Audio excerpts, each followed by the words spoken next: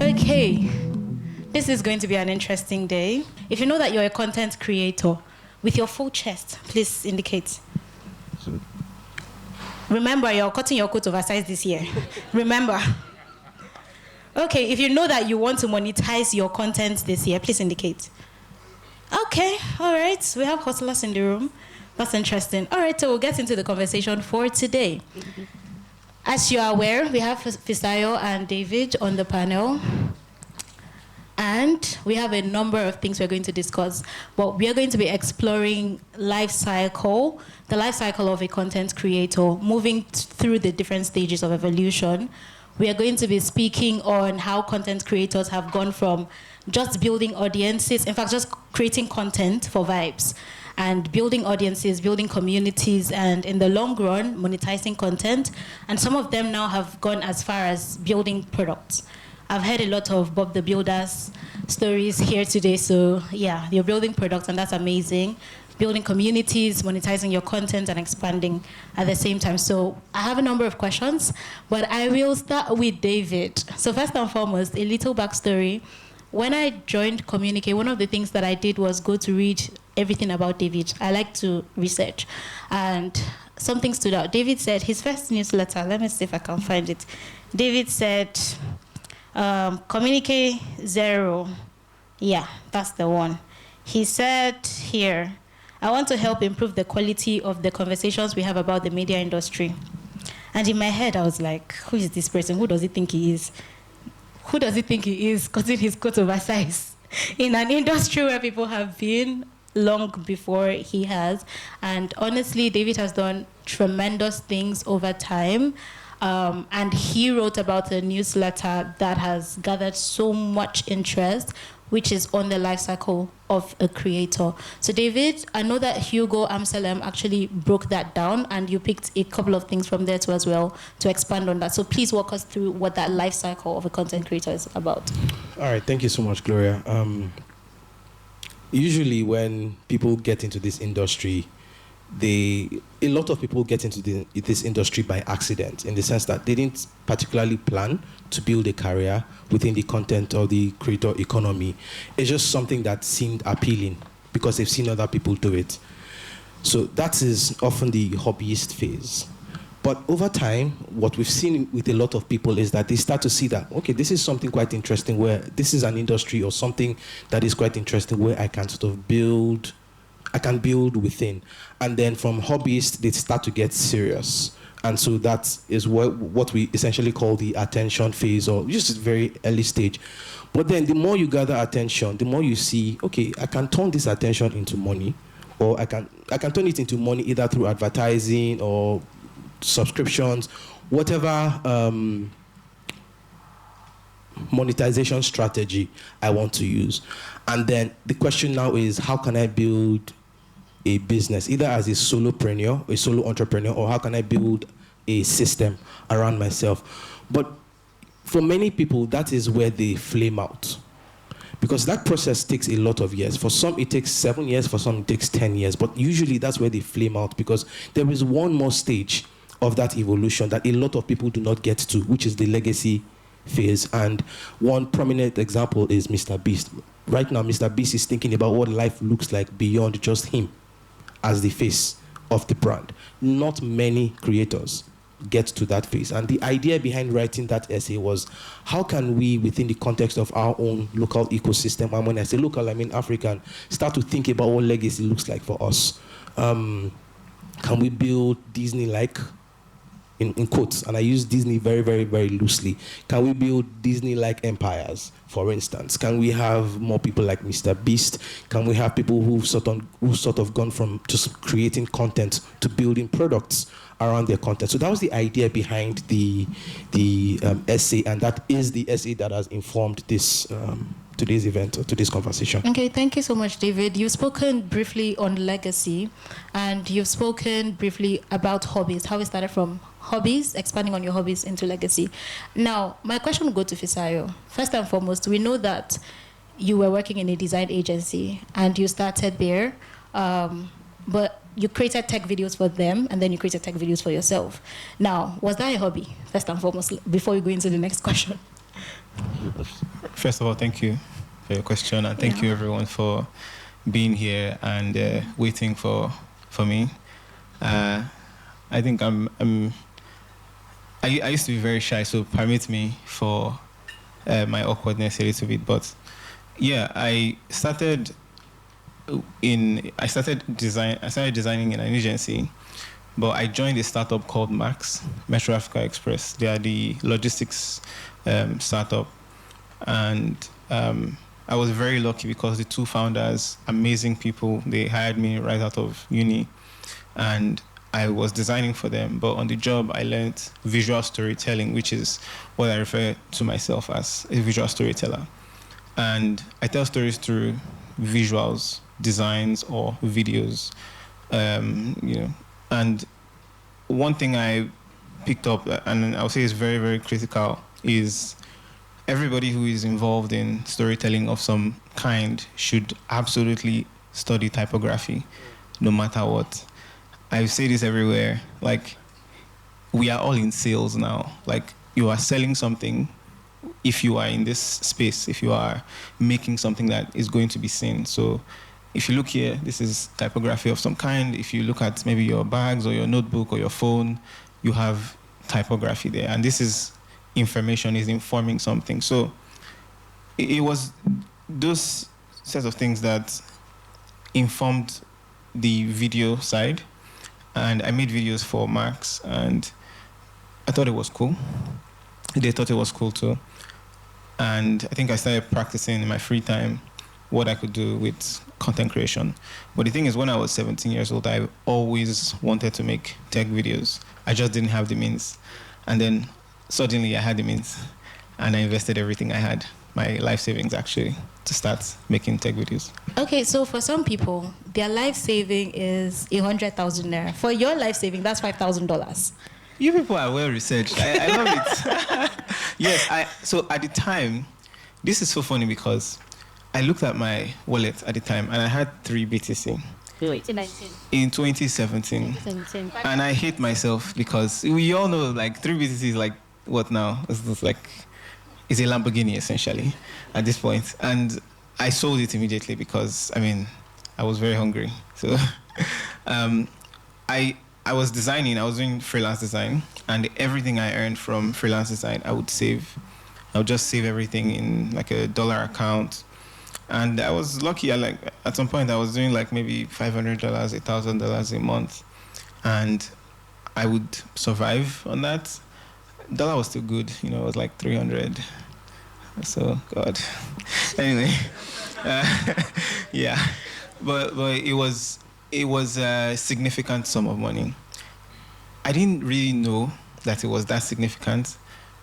And it's not like I had money, but I took everything and it was like all or nothing, this has to work.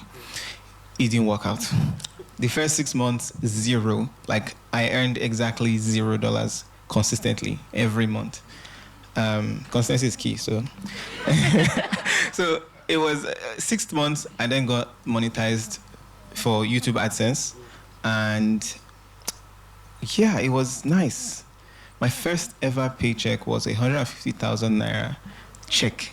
I had to go to the bank to cash a 150K check, and that was everything, So it was a very slow progress, but the life savings thing was, I wouldn't recommend, do not spend your life savings, please. But unless you're very, very sure. But the other thing is, do not quit your day job for content, man. Like, it's hard out here. So now that we're talking about day job, just let's digress a bit. David started as a writer, journalist. He went from working in other tech companies to now going into content creation. He has almost 100,000 followers on LinkedIn, by the way. So he went into content creation, writing. Of course, I have data. He went into content creation, writing, and all of that, and then built Communiqué, right? From ground zero to where it is now. He has written over 200 newsletters on Communiqué, by the way. So we have that. He has covered over 500 operators, entities in the African space as well. He has done that. my question now is, you quit your day job and started Communiqué. He quits design and tech videos. So technically didn't what quit happened? my job. Should they quit their jobs? No. So I didn't quit my job. It's a bit of a bitter story. A very, very bitter end to what should have been a sweet story. But hey, we are where we are, right? Yeah. But I did have the option of continuing in 9 to 5, and I did not take that option and decided to put all my eggs in the Communiqué basket. Now, would I advise? It depends. If you have a social safety net, yes, go ahead. Because what that does, it frees and up your mind space. Financial. I mean, that's what I mean. Social and financial. So maybe your parents have, or you have people who can support you. So that's what I mean. If you have that, then please, by all means, you should go ahead, because it frees up your mental bandwidth to focus on one thing. And one thing I will say is that one of the reasons why Communiqué is where it is today is because I have had all the time in the world. I mean, my wife is in the audience. I wake up in the morning. At some point, she got tired of do you not rest? I wake up in the morning, it's Communiqué. 12 midnight, it's Communiqué. Sometimes I'm awake 4 a.m. and some of my people here, they will be seeing Slack, usually Slack messages at 4 a.m. in the middle of the night. It's because I'm having a brain rush and I need to put my ideas down somewhere. So that is the benefit of being able to focus on one thing and one thing alone. Now, if you do not have a safety net, financial and social, for as long as you can, because again, the thing with Communiqué is for the first 4 years of Communiqué's existence, I had a day job. So the day job was funding Communiqué. So there was no pressure for Communiqué to make money immediately. But the moment that safety net disappeared, that's when I knew that I can sell. Because I think the first people who gave us money was Money Point. Money Point bought out the art slot for the newsletter for an entire year. It was about, can I say? I don't know if I won't say the amount. It was a very, very good amount. No. And it was enough to pay our salaries, it was enough to pay rent, and all those things. And then we had Gatefield, partnered with us. That's you guys know them as Gist. We are Gist. We partnered with them on a boot camp, journalism boot camp. That also really helped us. And then we got support from the Media Development Investment Fund, MDIF. We got into the program, so we got some grant funding in that area. So these things helped us to be able to pay salaries. Now, there were some months where we struggled, but I guess maybe we will get to the advisory part. That's where we start to talk about legacy and all that. But that was, so I wouldn't advise you if you don't have a safety net. But if you have a safety net, then yes, because it gives you the bandwidth to focus and obsess over it. Okay, thank you very much for that. So now that we've spoken about safety net and starting small, you started with what you had. Fisayo started with what he had, $5,000. Now that we've touched on that. It took months to get it. Yeah, it took months. Well under a year, but months to get it. Okay, so now that has been cleared out, let's speak a little about virality and depth. Because there's this thing that happens with content creators where you're consistent over a period of time and disciplined, then you hit a plateau stage. And then when you plateau, you now have to break even. Either you drop at that point or you actually break through at that point. Now you broke through. Both of you broke through, actually. And at that point, what went through your mind? Do I restructure the type of content that I'm creating for a particular type of audience? Do I niche down? Or do I focus on what the audience actually wants? What were the factors that actually helped boost your content at that point from where it was to where it is now with over 700,000 subscribers? That's a lot. Yeah. Thank you. Well, we're almost getting to 800. So congratulations. Yeah. Thank you. So I'm reading something now. I'm reading a couple of books on decisions. Okay. And it is very beautiful how, in hindsight, we're always like we were right to make that decision. But what if it turned out different, we always, every part of our lives is a bunch of decisions. And whatever we decide, we are only deciding it because we hope that the outcome is going to be good. Because why would make this decision anyway? Like, why will I spend $5,000 if I don't believe that I will become famous one day? I'm just kidding. But truth is that everything we do in life is just a bunch of decisions. We're just making decisions every time, Like, we made decisions to come here, to listen to this dude in black turtleneck speak, and everybody here on this panel. And we hope that we'll get something, to take away that would be helpful for us. The thing is, when I started, it took, in the first 4 years, I wasn't really doing as good, to be honest. I like how it was 4 years too. In the first 4 years, maybe that's the magic number. So I was making money, but it wasn't. I had 100,000 subscribers in the first. It took 4 years to get to 100,000 subscribers, and I was, quite known. People were like, oh, "Yeah, this guy is doing something nice." But I was going to stop making YouTube videos. That I was done. And the funny thing is, COVID was happening, and I just felt I'm out of a job now. I don't have a job, and I'm working for myself. I'm a creator. There's COVID. What does that look like? But somehow, I got into this state of just engrossing, like immersing myself in reading, and I was reading a lot about like financial literacy. So I made a commitment to myself, and I was like, this year I'm going to save maybe 70% of everything I earn. And I just did it because I was like, in case the proverbial poop hits the fan and everywhere busts, I was like, you know what, I'm going to just have something. I did it for that year, on the 4th year, and I did like a fixed deposit thing, and I saw money that I've never seen in my life before. And I was like, I'm still going to quit this thing though, because it's not making any sense, And then I went to Dubai, because I had a lot of money. So what do you do when you have a lot of money? You go to Dubai. So I went to Dubai and I made a video. And this video I made $1,500. I had never made $1,500 in a month. I never made $1,500 in a single video. And I made another video and it did $1,500 too. And I was like, oh, okay. It took 4 years to get here. Yeah. And then that year I did 22 videos that did similar numbers. And in a year, I made more than I made in 4 years combined. I bought a house, I bought a car. I was like changing everybody's lives in my family. like, yo, we're here now. And, I'll just go to the mall, and then one old man is like, I watched your video on this thing and it helped me. I'm like, what? And like different ages, whether it's a phone I reviewed or whether it's like an economics concept I talked about, people would just be like, I wish this is how the lectures were in school. I wish, people had the patience to break things down this way.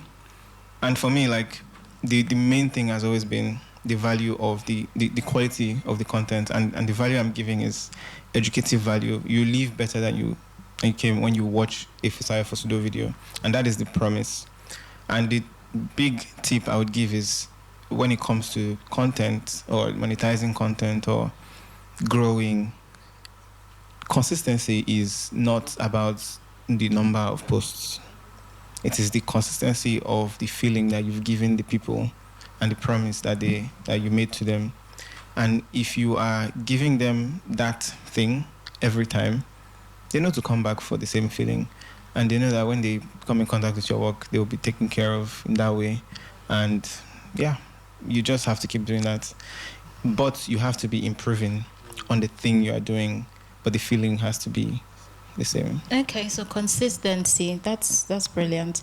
Following Hugo Amsalem's Creator Lifecycle, there's the part where it's broken down into, the first one is attention span first. You have to gather the attention, and then that's where trust comes in. So when you've been consistent over time and you've been disciplined over time, trust comes in, and then trust, you eventually turn it into commerce.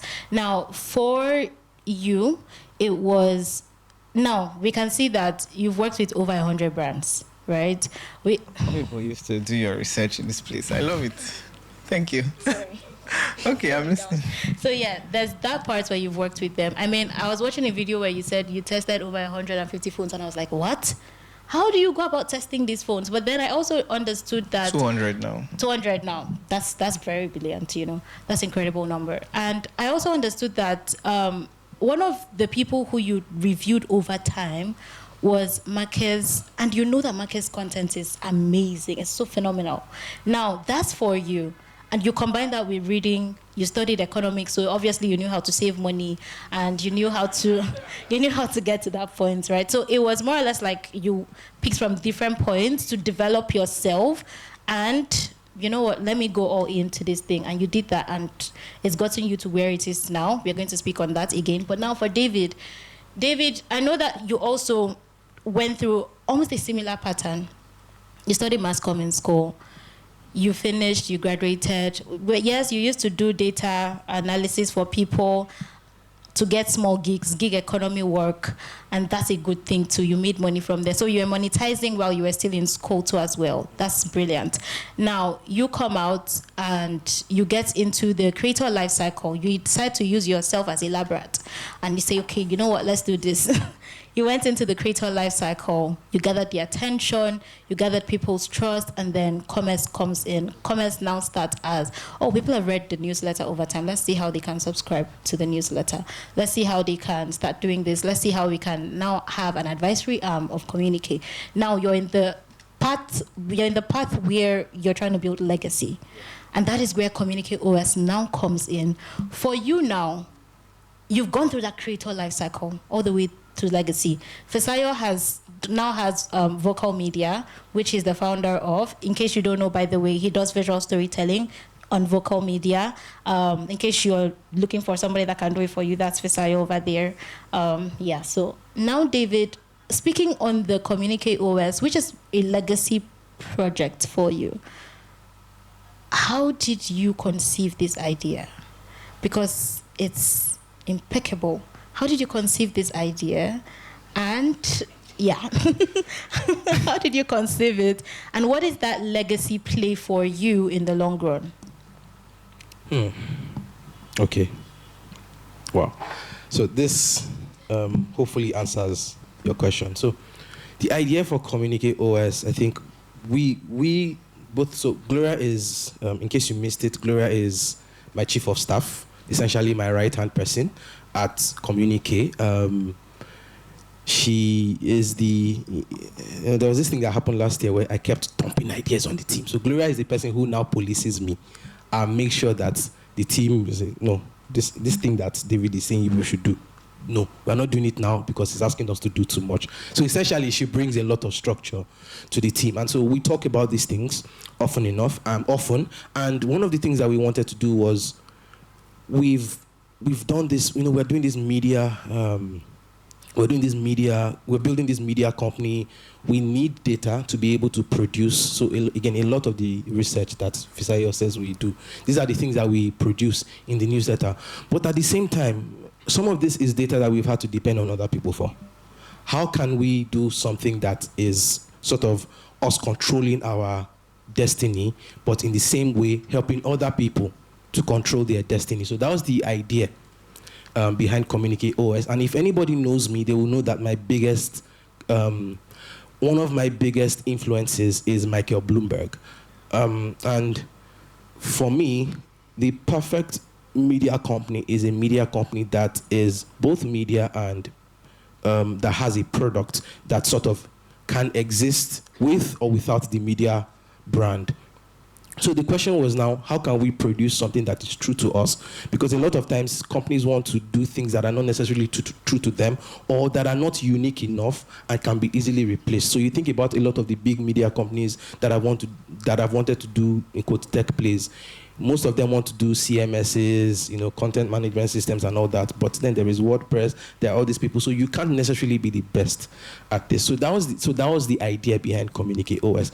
We're gathering all of this data. Can this data live somewhere that, again, allows us as a company to control our destiny, but at the same time give other people the opportunity or the platform to be able to control their destinies as well. So that's the idea behind Communiqué OS, and I hope that answers your question. Okay, thank you very much, David, for speaking on that. Now, Fisayo, I would like to ask another question. I know that the creator life cycle can be an interesting one, especially for people who are building now and in the monetization phase. So now they have to start thinking of talent acquisition, they are thinking of infrastructure, operational costs, leadership, everything that comes with the package. For you, how can they navigate that, knowing that there are different peculiarities around it? And sometimes one creator wants to handle all the 50 roles at the same time. How have you navigated that, and how can other creators do same? Okay. I think, speaking of creator lifecycle, it's not linear, first of all, but it's not also the same for everyone. I can probably just speak from my perspective, but I've been fortunate to speak to very big creators and also worked with creators that we sort of started together and they've become very, very successful. I used to live with Tayo. Tayo, I know. We live in the same building. We lived for years. We exchanged ideas, and he's literally one of the most important people when it comes to travel content. And the main thing, the one thing, and you see it on this stage here, is a team. You need to have people that are, forgive me for using this word, but badass. They have to be very, very good at the thing that they've chosen to do. And because you are going to depend on them. So they have to be able to interpret your ideas. The one thing I try to do is invest in training. Buy courses or put courses on their computer that they can take. So I think that's the first thing, is having the team. The other thing is you never running out of ideas, but in a way that you are able to still do this thing or still play this game. In a video game, you never want to run out of lives. When you run out of lives, you start from you have the luck of starting from a checkpoint. So think of your checkpoint as maybe you having savings or a safety net, because if you run out of lives and you don't have a safety net, that's the last place you want to be. I think the word is, you do not want to be a broke creative. Mm-hmm. The very last thing you want to be is have ideas and no money. What? And no way to even get money, even if because if you look at it, like, can you really, really, really monetize creativity if there's no product? I make videos on YouTube. How I make money is when you see ads on my videos, those ones where you skip. Yeah, if you don't skip it, we make money, just in case, So anyway, I don't want to go into but that's one way. But it might seem like it is fun to just make this video and make money, but you are making a product of some kind. Your video, the thing you've made, is the product. You spend time, your team spend time, you spend some money probably to make this video. Even if you don't think you spent money, the space you were in when you were making the video is rent of some kind. So there's costs in everything. So the thing I always think about is, what is the cost basis in all of this? And what is the return in all of this? And know that I can do this over and over again while still looking like very handsome. And I think so. And also showing up, not being burnt out, not being stressed, but also giving the quality and the value that I promised to the audience. And also the last thing I would say is, I have a course. If you use the code TCBMA100, you can get the course for free. It's 100K, but if you use that code, you get it for free. And I have a community. TCBMA 100. Yeah. So it's fisayocourse.com. There's just the course alone. So I talk about all of this stuff there and everything that we worked on this course for 2 years. It's 60 videos, 3 hours. It's just everything I know about like content creation. But essentially, the thing is, minus the team longevity, it is just you versus you, really. Okay. All right. So without further ado, I would like to confirm, what's the next stage now for you? Is it investing, IP, ownership, because we know that you're already on that path, or infrastructure for creatives? And then David, you also answer saying, what's the next stage for you? Investing in other creatives, building infrastructure for them, or ensuring that their IP is legalized? Okay. Thank you. Yeah. So we already have we have a project that we've been working on for 2 years. Okay. It's in an orthogonal field. It's in creativity, but also in a different way. And we've raised some money. It's still like a work in progress, so I can't really say much, but it's in film. We just made a film as well. I hope you see my film when it comes out. So I was a producer of a film, and I'm trying to dive into this new world of cinematography and film, and like you as well, data, and just I think the one thing is, we are in this new phase of like AI, and I don't like talking about this thing, but like it is here to stay, whether we like it or not. We cannot deny that this is the Pandora box that has been opened, and we just have to live with this new reality. But my wish is, we can just keep complaining about this country, you know? Like, there's a lot to complain about. There's so many things that are going wrong. You can open Twitter now and find 256 things that are wrong about Nigeria right now. But my wish is to just solve some problems that just help people become better. Like which specific problem? I think the first thing is like earning, and also having a sense of purpose. But also having, if you look at something, right? If you look at, and this is why you look at a country like the US, and it's like the best place to be. It is story. Everything is story. In their anthem, there's a word in the US anthem. It's the land of the free and home of the brave. They have believed this word so much that they believe that this is who we are, and we have freedom of speech. We have this. I believe that we can re-engineer this thing for ourselves the same way, through certain means. And creativity is a very powerful tool. Every American movie that has a superhero, they are the ones saving the day. They are if an alien invasion is happening right now, it is happening in the US. It doesn't come to Nigeria. The aliens don't know Ikorodu like that. They don't. What's in Ikorodu? Like it was a long time before we even had a cinema. We don't even have a cinema in Ikorodu. Do we? Thank you, Lord.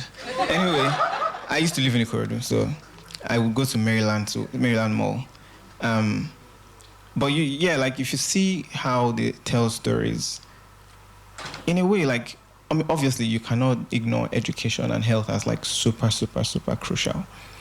I was with this set of people, and it was how in Africa we are, first of all, we're poor. Spoiler. Shock. Ooh. We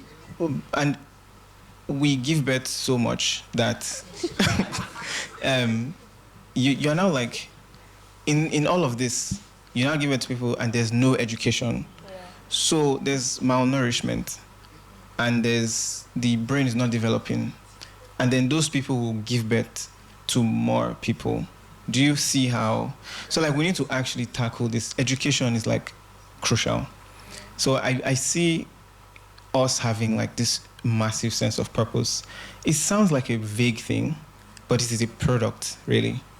There's a product in thinking, and if everybody is curious, I think we should actually we can complain, like we can just keep complaining, but I'm not the one that will be complaining. I've complained too much. I've lost so much from this country because of this country's uniqueness. I've lost so much, and I've been in depression for a while. But the thing is, I would not keep complaining. I would find a way to solve something. So my next phase is me solving a problem, at least in one way, with narrative. Okay, thank you so much for that. Thank you, David. Narrative too? Wait. I want to solve the problem of, man, when you say legacy, you make me sound like an old man. But at the risk of sounding arrogant, I have been around for a long time, right? I started my career in 2012. It's 14 years ago, right? And from the very internship that I had in Delta Broadcasting Service, Asaba, I could see that there was a very, very huge problem with the quality of information that people had access to. And so it has always been my mission or goal to help raise that level, to raise the level of that quality. Now, some of it has happened through writing, but I'm now in a phase where I know that writing is good. I will continue to write, but I'm now more interested in building the systems that help people, not just myself, but people to, first of all, elevate their own desires, because there's a saying that you can't wake somebody who is pretending to be asleep. And the thing with taste is, if someone does not have taste, they don't have it. You can't convince somebody to desire something that they don't, first of all, consider desirable, or that they don't even know they should desire. So, essentially, what we are trying to do with Communiqué, always what we've been trying to do with Communiqué for the last 6 years, is to help people see that there is something more that they can aspire to. And that's the idea behind at least that's what I want to spend the next, hopefully 10 to 15 years of my life doing. And something that I know that a few things have influenced this. So 2 months ago, me, Tayo, and a few other people, we were at the 1 billion follower summit in Dubai, right? And I did write about this in the newsletter. And something that stood out to me was the quality of what other people were aspiring to versus the quality of what my people were aspiring to. It was so stark, and in a way, frankly, it was depressing. I'm like, can you guys not see that there is more to life than, like we can aspire to more?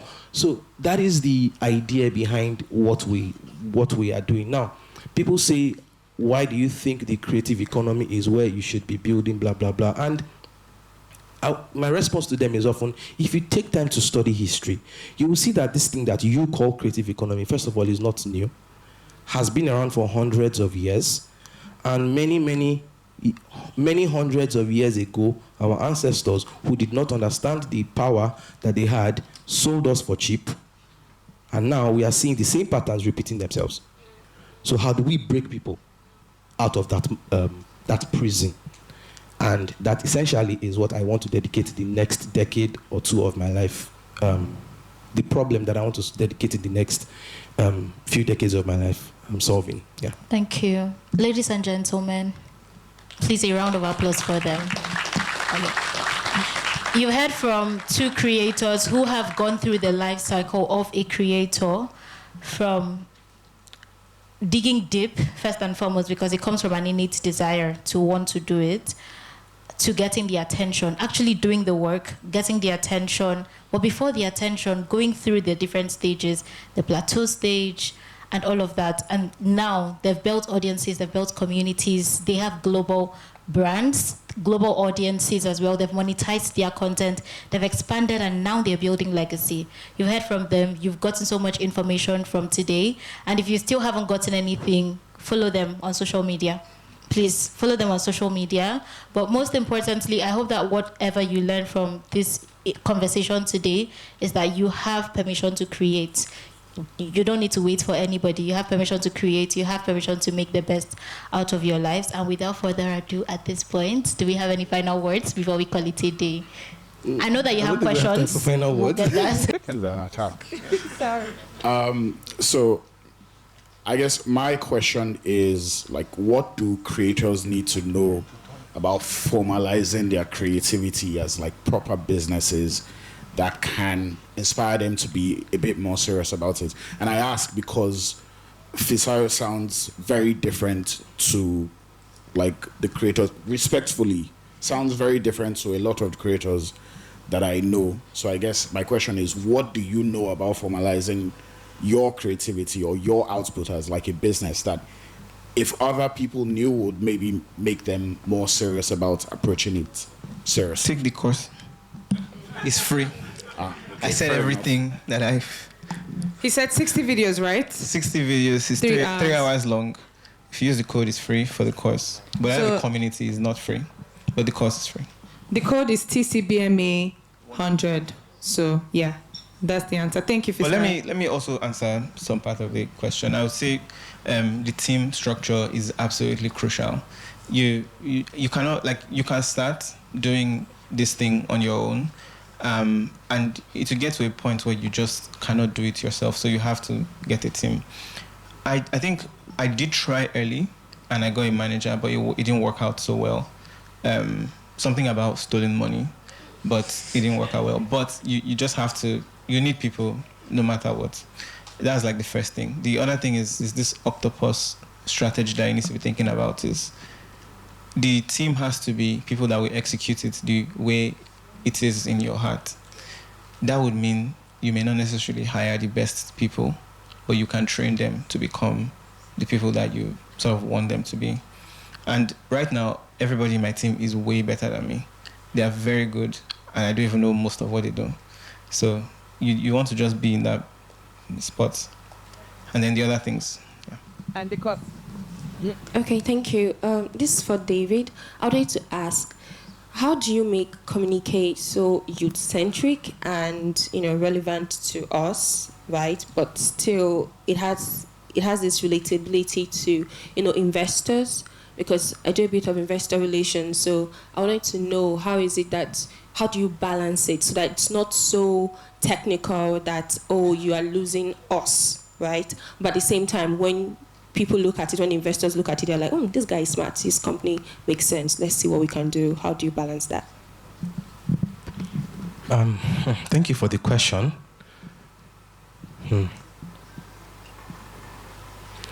So, I think it helps that I have all the experiences and perspectives that I do.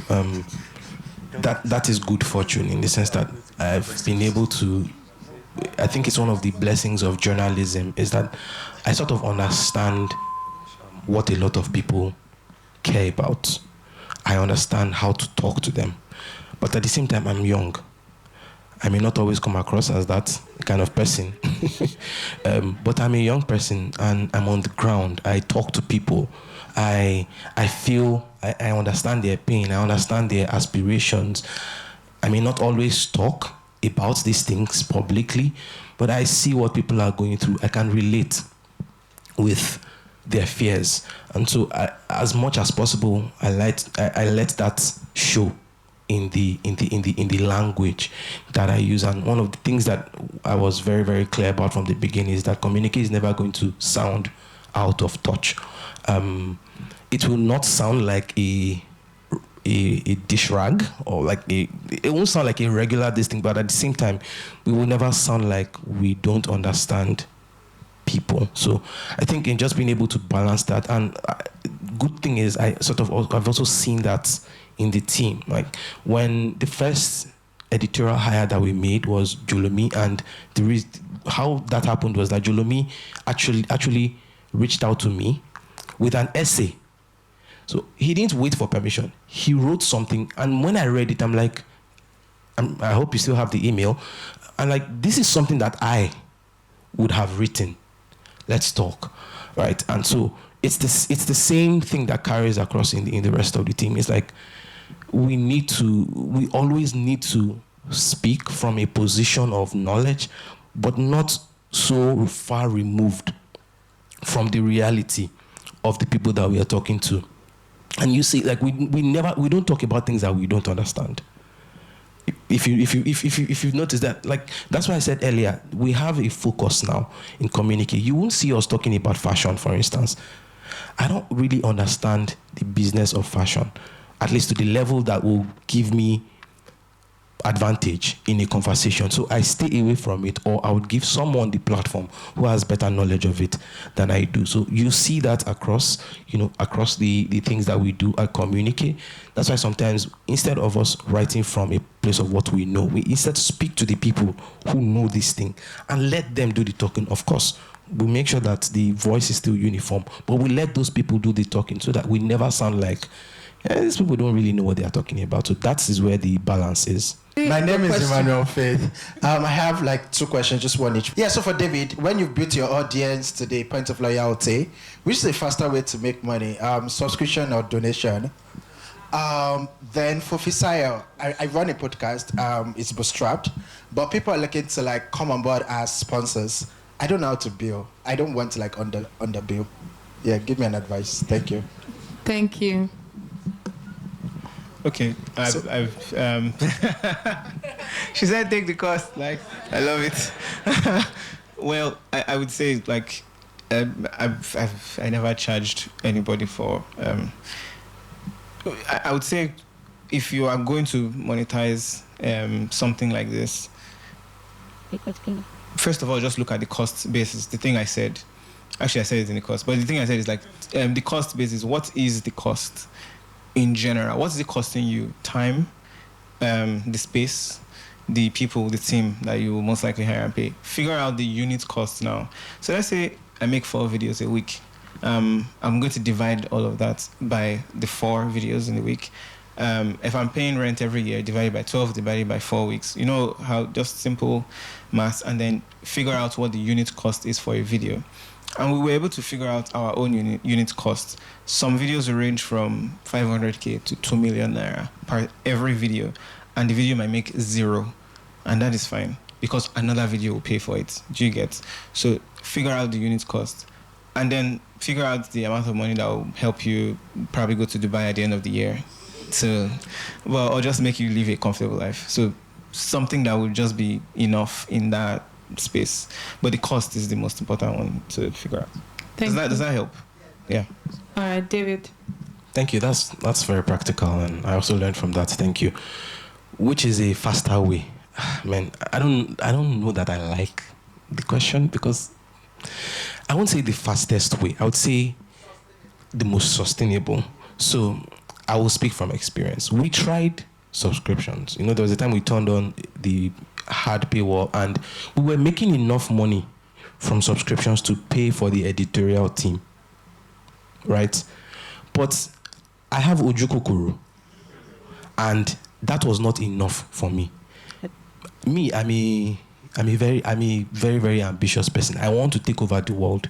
And so the question is, what kind of money can we make that will allow us to take over the world? Right, so that's the first step. Now, who can give us that money, or what can give us that money to be able to take over the world? I know that in this environment that we are in, right now, in this moment, putting a paywall is not enough. So we need a hybrid revenue model. And that is when mid last year, we finally started pushing Communiqué advisory, because we saw that people wanted to talk to us beyond just what we were putting out in the newsletter. And now, the way Communiqué advisory works is, Communiqué advisory is a high ticket. Do you understand? So, high ticket in the sense that there are some clients that we do not do business with, not because we are arrogant, but again, the goal is clear. how can we make enough money to take over the world? I know that somebody paying me 2 million a month is not going to pay me enough money to take over the world. In fact, they will very likely stress me. We have experience in that, by the way, right? Do you understand where I'm coming from? So who, for instance, can pay me, let's say 10K a month? Where can I find them? What can I do to attract them, to put myself in the conversations that these people are involved in? So these are the very, very practical questions that we have to ask ourselves. Do you understand? So if you were here, okay, you were not here when we were making the presentation, but if you look at our clientele, if you go to our website, you look at the clientele, you can understand where I'm coming from, Abby. It's not just anybody that will do business with. But that also means that you have to be ready to sell for much longer, because those deals are probably once in a year type of deal. So again, what is best aligned to your goal? So I personally do not think, personal opinion, and it's very, very well documented, that the subscription model is the best way to make money in media in Africa. Do you understand? Even the biggest media company on the continent, if you look at their financial statement, subscription, yes, but they make a lot from other investments too. They make a lot from advertising. You know, you pay for DSTV subscription, they will still advertise to you on top of the 30K that you are paying. Do you understand? So even the biggest media company in the world, on the continent, is not making money purely from subscriptions. They are mixing it up. So who am I to think that I'll just put paywall and then somebody will now come and be giving me $10 every month and that's enough to build? Do you understand? I have to be really arrogant to think that. Again, if you're trying to build a company, if it's just you writing, if you're charging $10 a month, if 10 people pay you $10, that's 100, right? If 500 people pay you $10, do you understand? It's starting to make sense to you. Again, so what works within the context of your own goals and ambitions? Thank you very much. This has really been like a lovely panel session. So my question is, I think when Fisayo was speaking, he mentioned something, and I don't know if you can touch on it. You said something about the feeling. And I think it was around the time you were talking about just like doing consistent work, and you know that I don't know if you meant, and I'm asking because I kind of relate to when I'm doing work or when I'm creating stuff, I want to be excited about it. I mean, there are days that are shit, but like, I also like the excitement of like creating, and I kind of just wanted to talk about that, the feeling you referenced, and what it means to you, and if there's any other thing you want to add, yeah. Thank you. I want to give the obvious answer.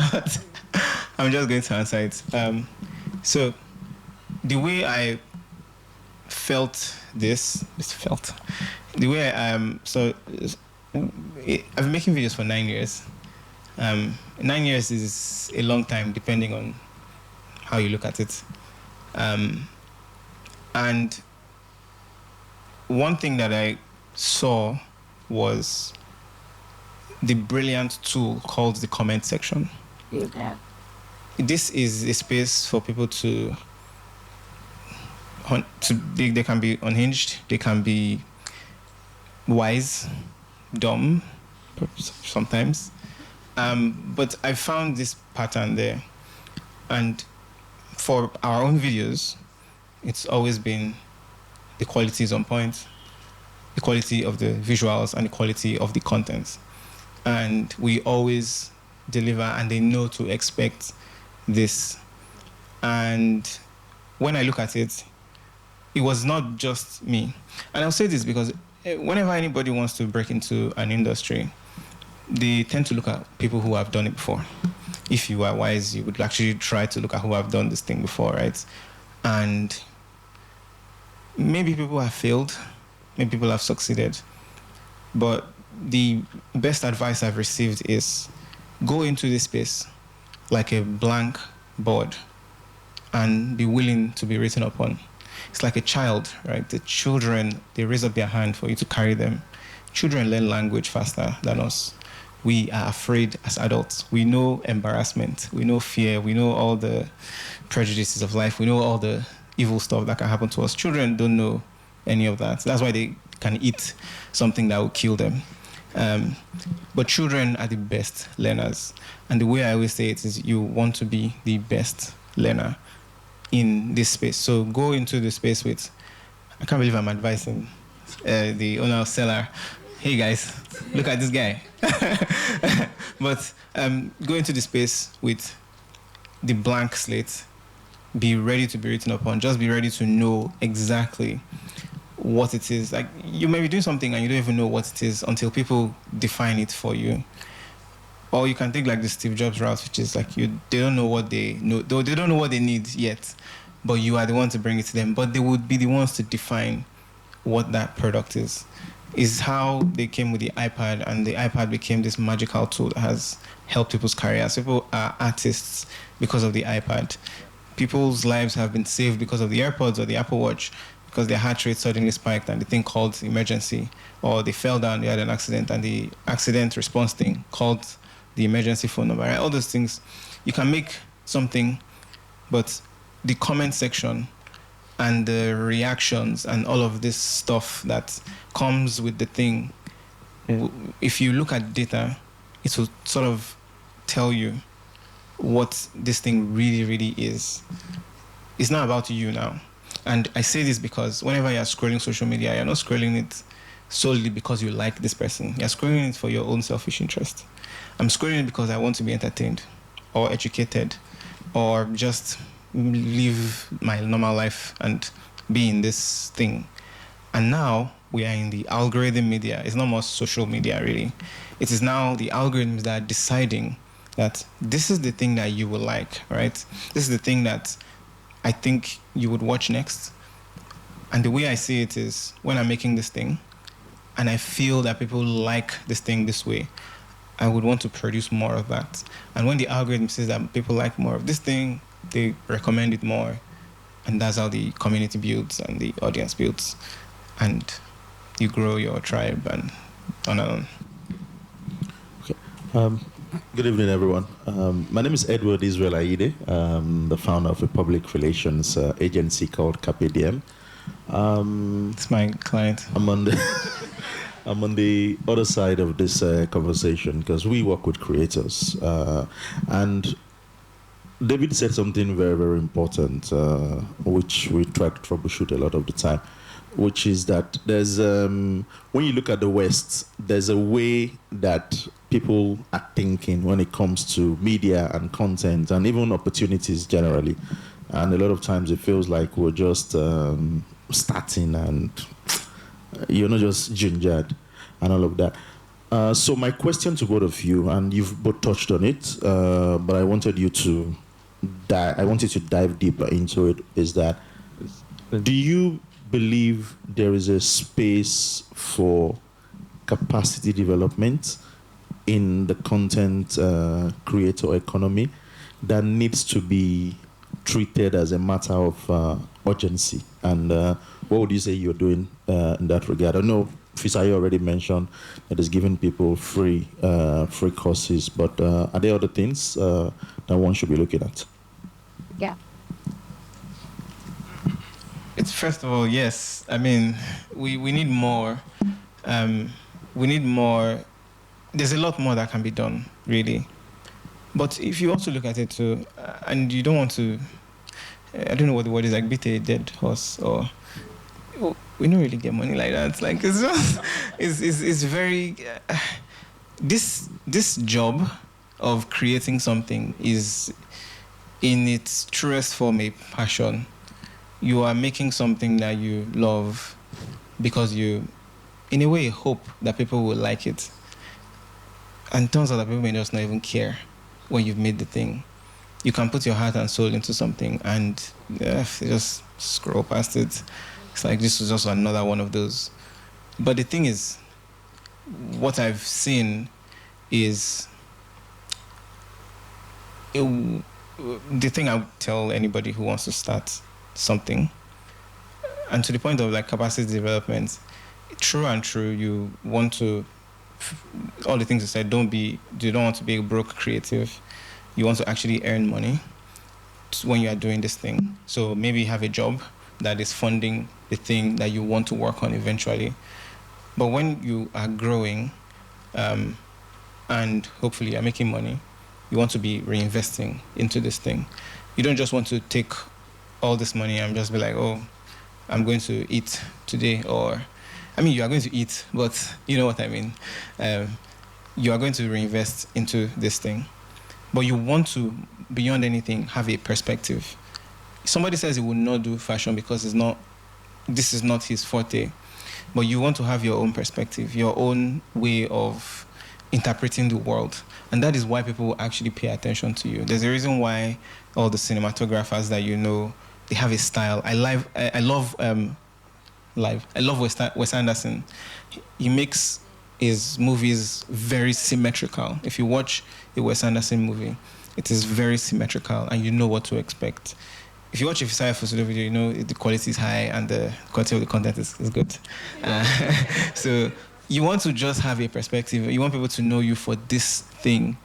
And it's just subtle things. It's all of the things. I said it in the 3-hour-long rant online. So you can play it. I think it is very good. I gave it to a lady and she sent me 6 pages of notes that she wrote from it.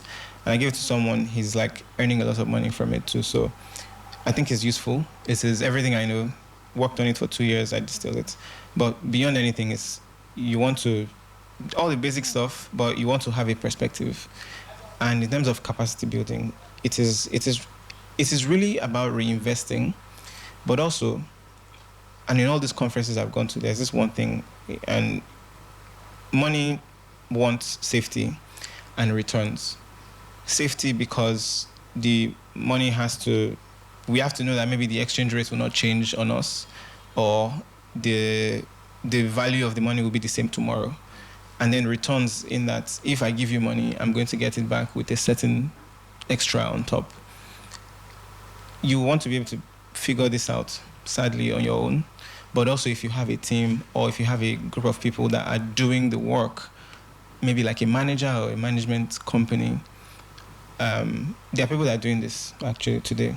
You want to be able to join them or be part of that conversation somehow, or come to places like this, and you'll be able to know that these are the opportunities to reinvest in and sort of get the extra returns. I think content is beautiful because your work can be linear, but the returns can be exponential in that way. Like I said, it took me 4 years and nothing showed. It was in the 5th year when I was about to quit that my fortunes doubled. So I would say reinvesting is sort of the headline. Let me ask. Hello, Fisayo. I wanted to ask, you said something about when you started out on YouTube.